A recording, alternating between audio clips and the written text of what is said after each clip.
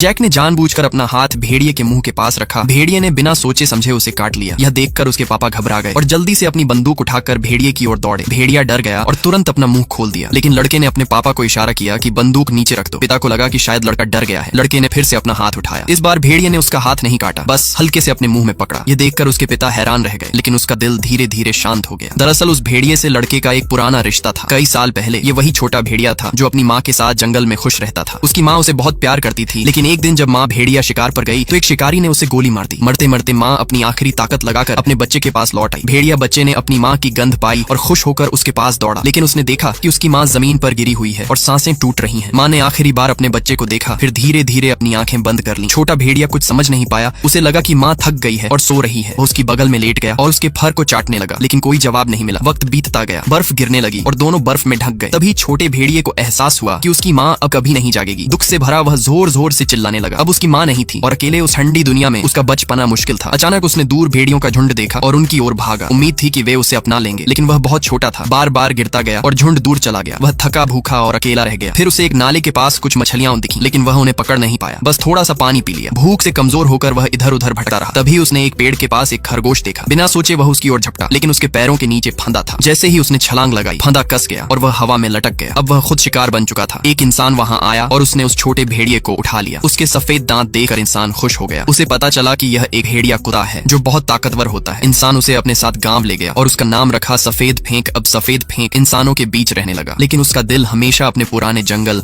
और माँ को याद करता।